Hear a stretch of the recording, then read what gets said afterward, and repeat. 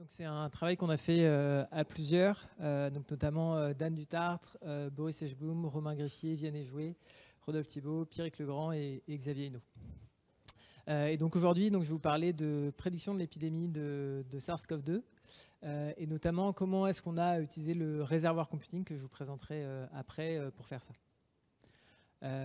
Bon, SARS-CoV-2, je pense que je ne vous fais pas un dessin, vous savez tous ce que c'est. L'épidémie de Covid, vous en avez entendu beaucoup parler. Mais aujourd'hui, ce que j'aimerais, c'est attirer votre attention sur l'épidémie de Covid vis-à-vis des hôpitaux et notamment le fait que ça induit un stress hyper important sur nos hôpitaux avec des nécessités de déprogrammer certaines interventions pour pouvoir absorber le flux de patients. Et donc en fait, pendant l'épidémie de Covid et notamment au CHU de Bordeaux, 2 fois par semaine, il y avait une cellule de crise pour décider comment est-ce qu'on faisait pour adapter ou pas l'hôpital vis-à-vis de l'épidémie de Covid-19 et pour voir quelles actions est-ce qu'on pouvait mettre en œuvre. Et donc, en lien avec ça, il y avait vraiment une nécessité d'arriver à anticiper les besoins. Et donc c'est pour ça que je vais parler de prédiction. Donc ce qu'on a essayé de faire.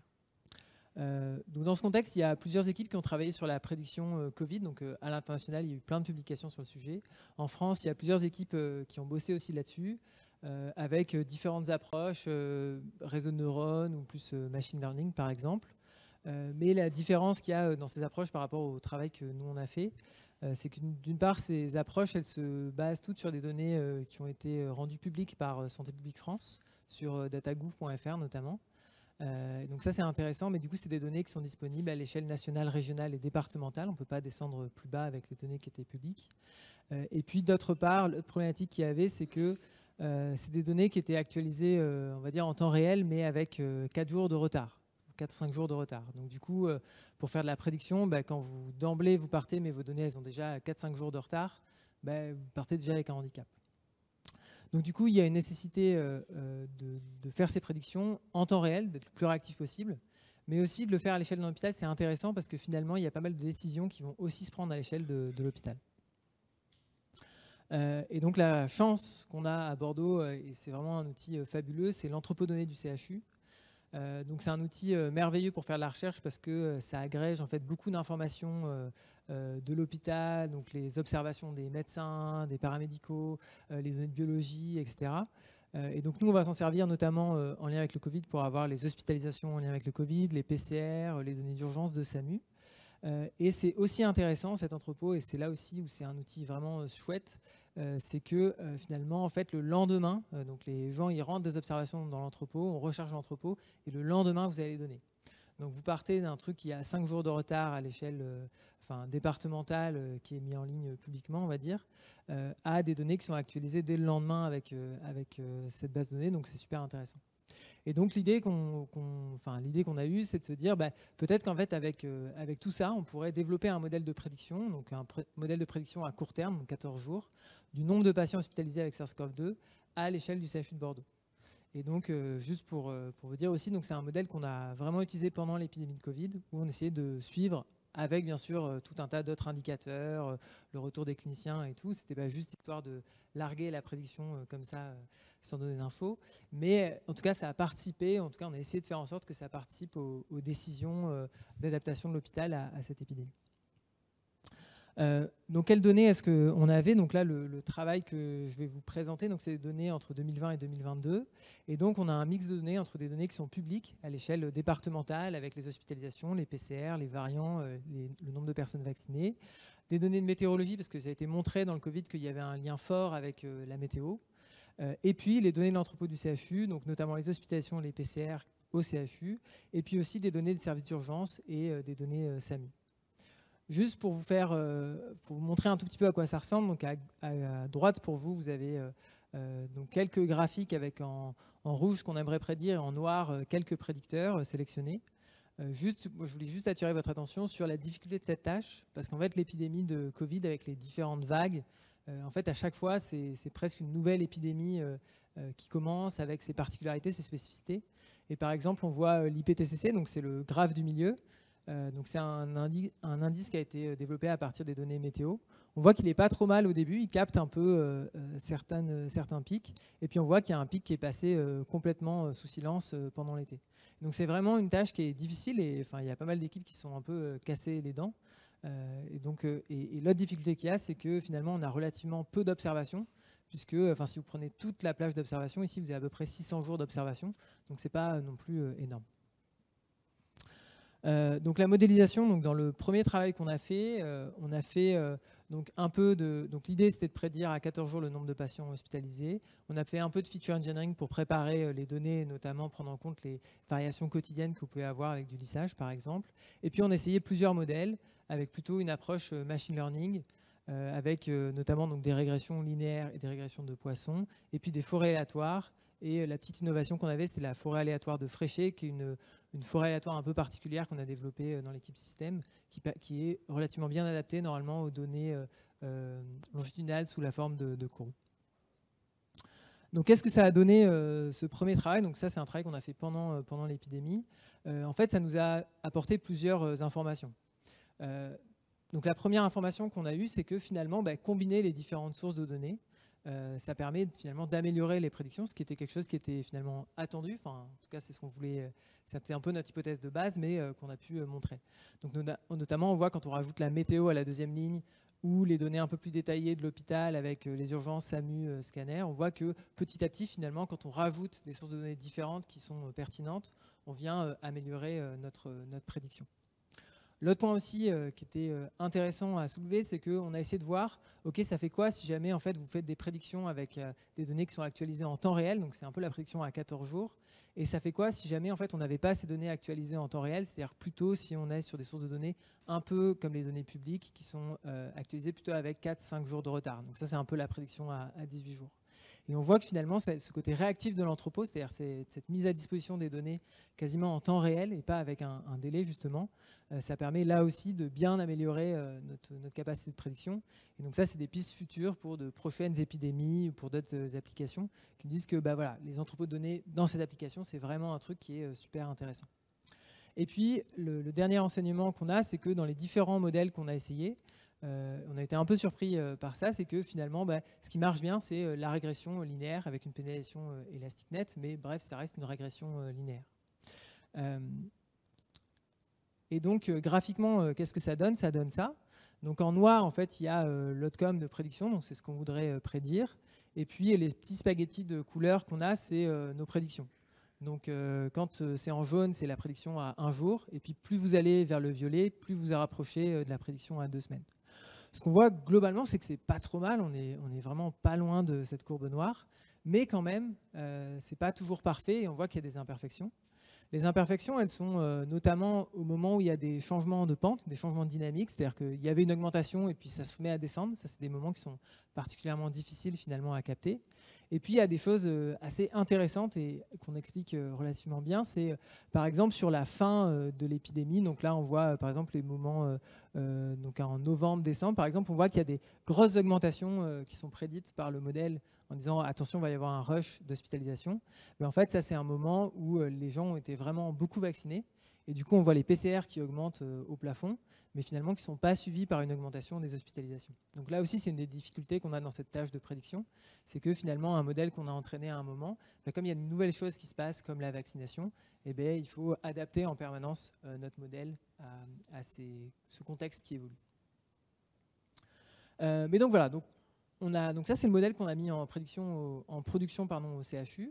On était assez contents, mais quand même, il y a encore des pistes d'amélioration, des choses La question, c'est est-ce qu'on pourrait faire mieux? Et donc, dans ce contexte, on a cette deuxième idée, qui est le réservoir computing, où on s'est posé la question, et notamment, ça a été un apport fort de Xavier Hinault dans ce contexte, qui lui connaît bien cette méthode. Et on s'est dit, c'est une méthode intéressante parce que finalement, dans un réservoir computing, la couche finale qui va faire la prédiction après le réservoir, je reviendrai dessus après, mais la couche finale, c'est une régression linéaire. Donc, il y a une sorte de similitude un peu avec notre meilleur modèle. Et donc, on se dit, potentiellement, c'est une bonne idée. Pourquoi est-ce qu'on se dit que le réservoir computing, ça peut bien marcher dans ce contexte-là aussi? C'est parce qu'il y a des travaux un peu préliminaires qui ont montré que finalement c'est une méthode qui était intéressante dans ce contexte, mais à chaque fois avec relativement peu de prédicteurs. Par exemple, ils vont prendre les hospitalisations et les PCR, ou peut-être 2-3 prédicteurs, mais rarement beaucoup plus. Donc on se dit, bon, c'est intéressant, mais quand même dans notre contexte, on agrège beaucoup de sources de données différentes avec beaucoup de variables, on est à peu près à 400 variables différentes. Utiliser ce réservoir computing, c'est pas sûr que ça marche, et donc on va essayer de l'adapter à ce contexte un peu de grande dimension. Et donc le principe du réservoir computing, c'est quoi? C'est quoi un peu la machinerie sous-jacente?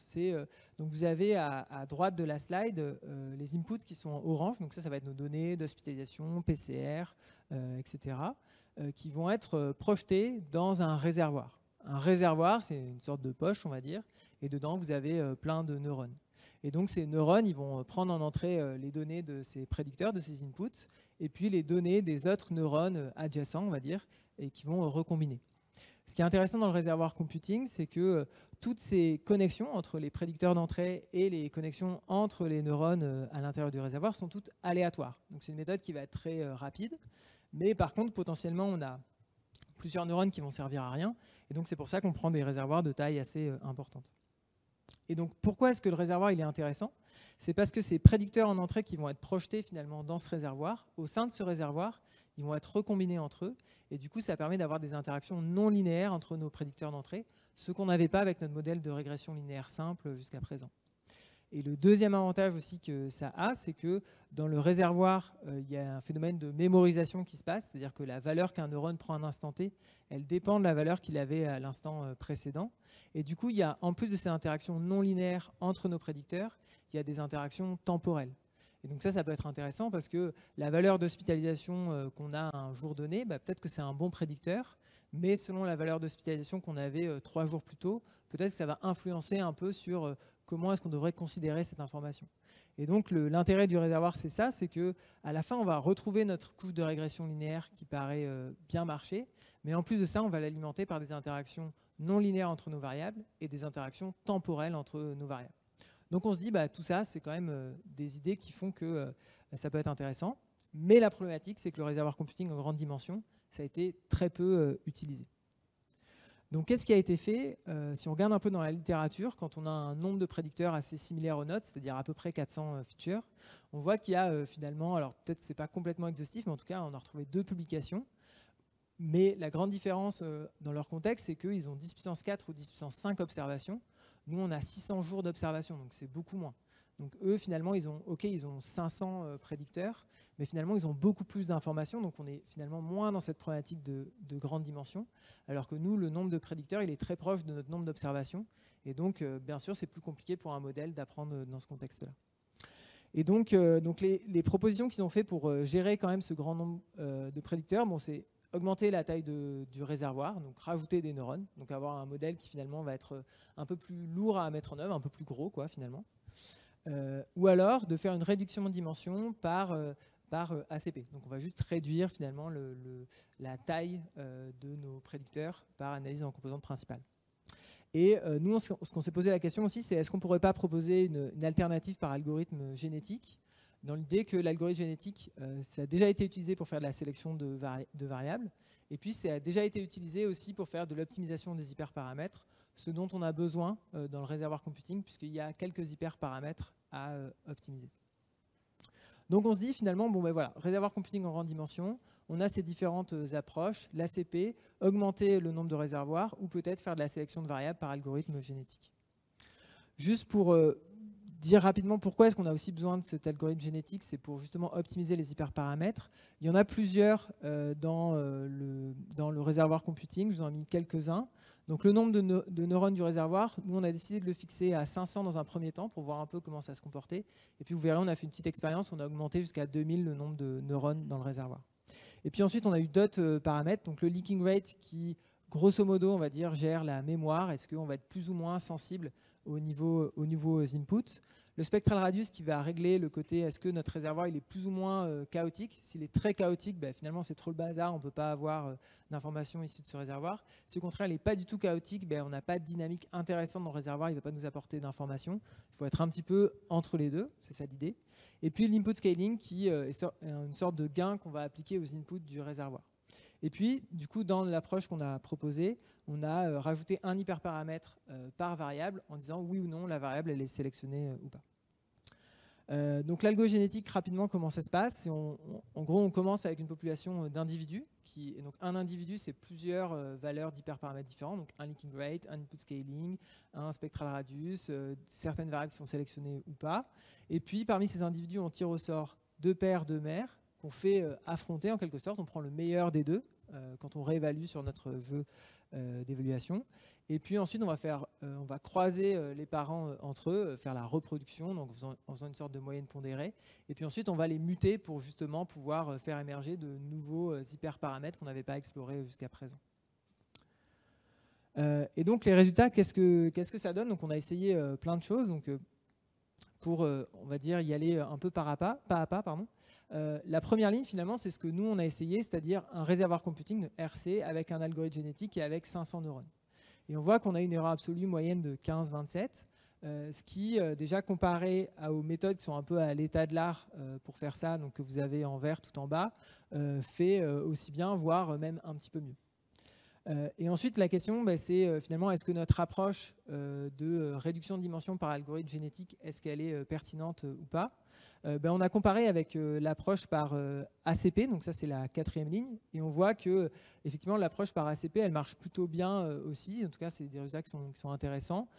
Ça a l'air de fonctionner un peu mieux dans notre cas, notre approche par sélection de variables, mais en tout cas, l'approche par ACP, ça a l'air pertinent également.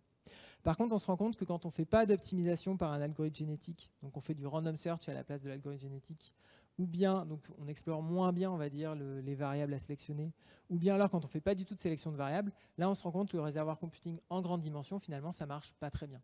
Et donc ça, c'était un peu pour dire, finalement, justement, cette approche de coupler le réservoir computing avec une approche de réduction de dimension, donc que ce soit ACP ou algorithme génétique, ça permet vraiment de mieux le faire fonctionner en grande dimension. Donc cette approche par ACP, c'était issu d'une précédente publication où vous avez proposé cette approche. Et puis, l'autre chose qu'on a évalué, qu'est-ce qui se passe si jamais on prend un modèle qui est plus gros? Donc là, on va augmenter un petit peu notre temps de calcul. Mais du coup, si on passe de 500 neurones à 2000 neurones, donc ça c'est notre 2e ligne, et on voit que là, on continue finalement à améliorer encore nos performances. Donc on pourrait éventuellement essayer d'augmenter encore et encore le nombre de neurones. Mais bon, plus on fait ça en parallèle, plus il y a un temps de calcul qui est rallongé également. Donc voilà, donc finalement on a une approche qui marche plutôt bien, et en tout cas par rapport à l'état de l'art, c'est quelque chose qui a l'air vraiment compétitif.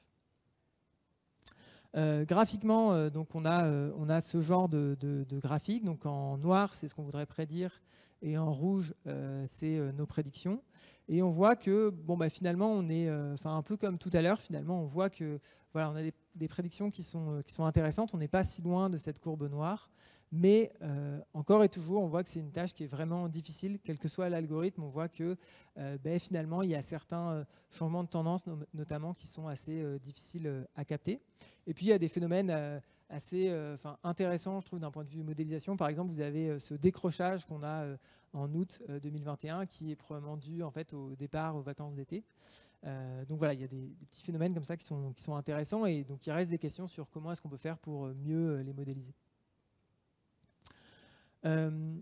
Ensuite, un autre phénomène aussi où on se dit il nous reste encore du travail à faire, c'est ce qu'on a essayé, c'est de dire on optimise les hyperparamètres une fois, ou alors on essaye de les remettre à jour de façon régulière. C'est-à-dire que tous les mois, on refait tourner notre algorithme génétique pour aller resélectionner nos variables et resélectionner nos hyperparamètres. Et ce qu'on s'est rendu compte, c'est qu'en optimisant comme ça tous les mois nos hyperparamètres, nous on s'attendait à ce que ça marche mieux. Finalement, ça n'a pas été le cas. Et on voit que finalement les performances elles ont été un peu moins bonnes finalement que d'optimiser juste une fois au début de l'épidémie. Et donc ça, on l'explique un peu parce que finalement l'exploration de l'algorithme génétique fait qu'au fur et à mesure du temps, il laisse un peu des zones aveugles. Donc c'est ce qu'on voit notamment sur le leaking rate, il y a une zone qui est plus du tout explorée.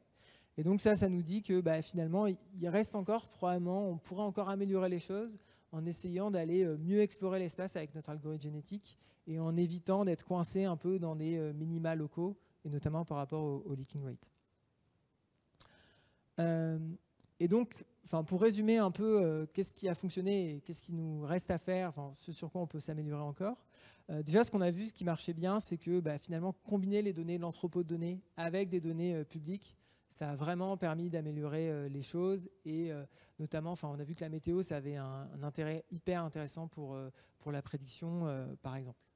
L'autre point aussi, c'est que la réactivité des entrepôts de données, c'est-à-dire le fait d'avoir les données mises à disposition le lendemain, c'est quand même un avantage qui est non négligeable par rapport aux données publiques qui étaient remontées par Santé publique France. Et enfin, finalement, en termes de modèle, on voit que la régression linéaire, quand même, même si c'est un peu, c'est un peu le premier truc qu'on apprend, quoi, mais finalement, ça marche quand même vachement bien, quoi. Et donc, c'est vraiment un choix qui est intéressant et qui est facile à mettre en œuvre en plus, mais que voilà, potentiellement, il y a des approches qui pourraient faire mieux, et le réservoir computing en est une. On a vu que, par exemple, XGBoost aussi, ça permettait d'améliorer un peu les choses. Ensuite, le réservoir computing en grande dimension, donc, qui était un peu un challenge, parce que jusqu'à présent, ça avait été quand même peu fait, ou en tout cas dans un contexte un peu différent, avec beaucoup plus d'observations. Finalement, le réservoir computing en grande dimension tout seul, ça ne marche pas très bien. Par contre, quand on vient rajouter de la réduction de dimension, donc soit de la sélection de variables par algogénétique, soit ACP, là, on se voit qu'on améliore quand même vraiment bien les choses. Et qu'on a des performances qui sont comparables à l'état de l'art, voire même un petit peu supérieures dans notre contexte. Mais bon, il y a encore plein de questions qui restent en suspens parce que cette tâche de prédiction, elle est vraiment pas évidente. Notamment, comment est-ce qu'on s'adapte à ce contexte qui est changeant. Dans le Covid, je pense que ça a été flagrant, les changements, par exemple, de mesures du gouvernement, de comportement de la population vis-à-vis du port du masque, par exemple, les départs en vacances, etc. Donc, il y a probablement encore plein de choses sur lesquelles on pourrait travailler pour se dire, bon, ça aurait été quoi l'approche idéale, on va dire, pour faire la meilleure prédiction possible dans ce contexte. Il y a aussi justement dans ce côté comment est-ce qu'on fait pour améliorer nos prédictions, c'est comment est-ce qu'on s'adapte finalement à ce côté très évolutif de l'épidémie, mais aussi en particulier sur les changements dynamiques. C'est-à-dire que quand vous êtes dans une phase d'augmentation, arriver à prédire que finalement ça va redescendre, c'est une tâche qui est particulièrement difficile. Et donc il y a, c'est une vraie question encore de dire comment est-ce qu'on pourrait faire ça au mieux. Et donc, il y a des petites idées qu'on a commencé un peu à réfléchir. L'idée d'avoir des pelotons de réservoirs avec des réservoirs qui seraient plutôt spécialisés sur certaines tâches et d'autres, sur d'autres, des réservoirs un peu spécialisés. Ça pourrait être une option. Et puis aussi, peut-être sur le choix de la métrique d'optimisation. Pour l'instant, on est sur l'erreur absolue moyenne, mais peut-être que si on avait une métrique qui ciblait un peu plus ces changements de pente, ça pourrait être intéressant. Et puis, l'autre question aussi, c'est que maintenant, on a commencé à bien travailler sur le Covid. Mais il y a une question aussi de, finalement, est-ce que si jamais on transpose à d'autres épidémies, qu'est-ce que ça donne? Sachant que c'est quand même un peu différent. Si vous prenez la grippe, par exemple, vous avez quelque chose qui revient tous les ans, sur lequel on a beaucoup plus d'antériorité. Donc peut-être que il y a un peu une réflexion à avoir sur comment est-ce qu'on pourrait adapter ça au mieux. Et si jamais vous avez des idées, n'hésitez pas à essayer. Donc on a mis, il y a l'appli sur Jamia Open, et il y a aussi les données qui sont disponibles sur Dryad. Donc, ces données qui sont obfusquées, c'est-à-dire comme c'est des données de santé, quand vous avez moins de 10 patients dans une catégorie, par exemple, je sais pas, PCR chez les enfants, vous n'avez pas ce degré de finesse-là, mais quand même, la plupart des données y sont. Donc voilà, si jamais vous avez des idées, vous avez un algo de prédiction sur série temporelle que vous voulez essayer, ça peut faire un jeu sympa. Et si vous voulez essayer le réservoir computing, il y a une implémentation Python, donc réservoir Pi. Et puis on a aussi fait l'implémentation R, donc qui est une surcouche de réservoir Pi pour faire l'interface avec R, qui s'appelle RéservoirNet. Voilà. Donc, si jamais vous avez envie, faites-vous plaisir. Voilà, je vous remercie. Et puis si vous avez des questions, n'hésitez pas.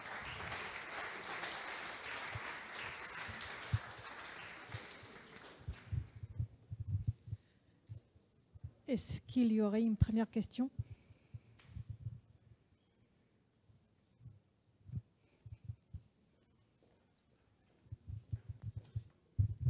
Merci pour ta présentation, c'était super. Juste une question sur la méthode de réduction de dimensionnalité. Est-ce qu'il y a une raison pour laquelle tu as choisi ACP et pas une méthode non linéaire comme UMAP, par exemple?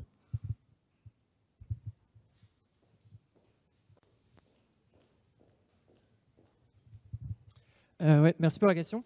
En fait, on a choisi ACP parce que, ce que je disais à un moment, c'est que les travaux en grande dimension du réservoir, il y en a eu peu. Mais dans les travaux qu'on a vus, où justement ils avaient pas mal de prédicteurs, c'est ce qu'ils ont utilisé. Donc, pour rester, on va dire, dans leur inspiration, on est resté sur l'ACP.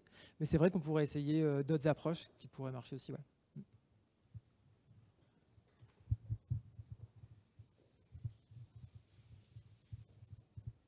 Entre-temps, je pose mes questions. L'explicabilité dans tout ça. Ouais, c'est vrai que c'est une grande question. Honnêtement, on n'a pas trop investigué ça. Ce qu'on a regardé un peu, c'est justement avoir un peu les variables qui sont sélectionnées au cours du temps pour voir un peu qu'est-ce qui fait que qu'est-ce qui joue sur les prédictions à un instant donné. Donc on voit que par exemple au début de l'épidémie, c'est beaucoup les personnes âgées, et puis à un moment c'est plus les enfants finalement qui sont transmetteurs, et donc là on voit que ça joue plus là-dessus. Mais formellement on n'est pas allé regarder en détail ça, parce que notamment on a beaucoup de prédicteurs, donc je pense que ce serait un peu difficile à représenter. Mais comme effectivement, c'est quelque chose d'important, et notamment pour la prise de décision. En fait, quand on a montré les prédictions, en fait, on les a montrées avec tout un ensemble d'indicateurs.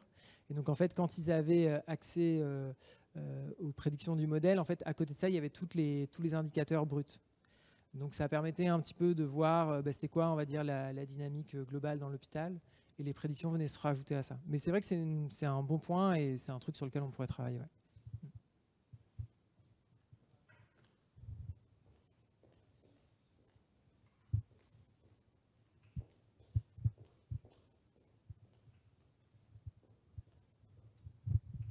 Merci beaucoup pour ta présentation. Petite question sur le type de données que vous avez récupérées pour pouvoir faire vos recherches. Est-ce que c'était exclusivement des données de l'hôpital, données patients, ou est-ce que vous avez utilisé aussi les données type radiologie, puisqu'on sait aujourd'hui que le scanner, par exemple, a beaucoup compté dedans?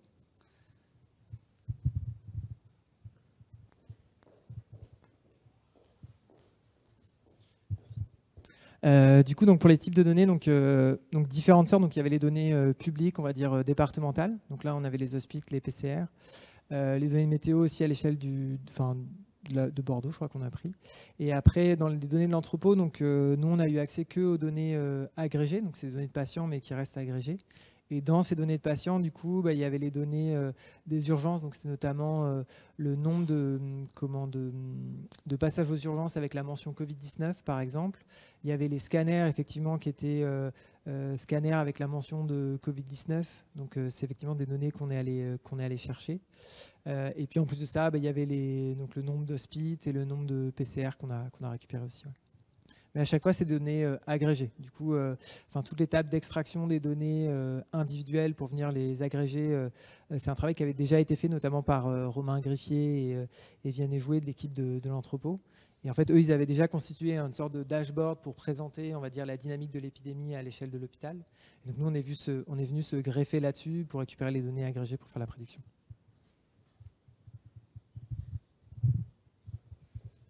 Une dernière question.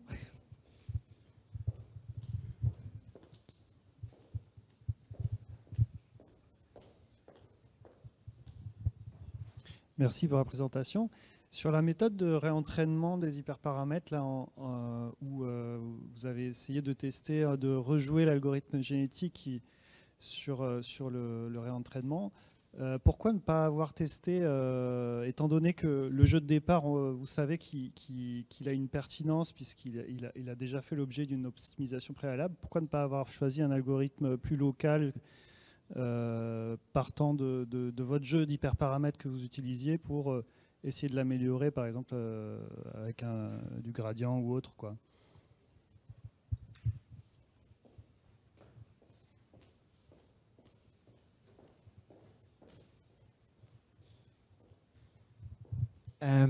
Du coup, donc, pour réexpliquer, c'est vrai que je suis passé un peu vite dessus. En fait, ce qu'on a fait, l'idée, c'est que le modèle, lui, est réentraîné tous les jours, donc les paramètres sont actualisés tous les jours.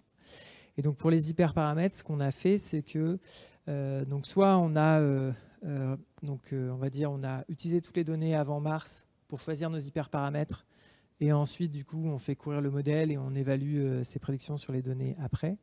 Et quand on a voulu réactualiser les hyperparamètres tous les mois, ce qu'on a fait, c'est qu'en fait, donc tous les mois, finalement, on a nos 200 meilleurs individus sélectionnés par l'algo génétique, et on les récupère et on les reprend comme base de départ pour le mois suivant. Donc on ne repart pas de zéro à chaque fois, on repart des individus précédents. Mais finalement, c'était peut-être pas une si bonne idée que ça de faire ça.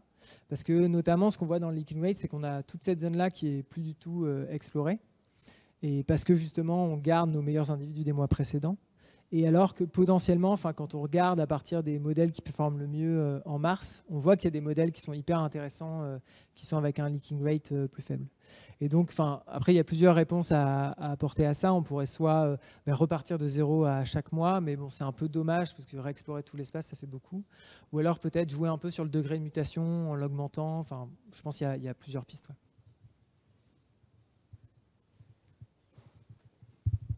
Merci. Mais s'il y a d'autres questions, on va attendre la pause café pour les poser. Et on va passer au suivant orateur. Merci Thomas.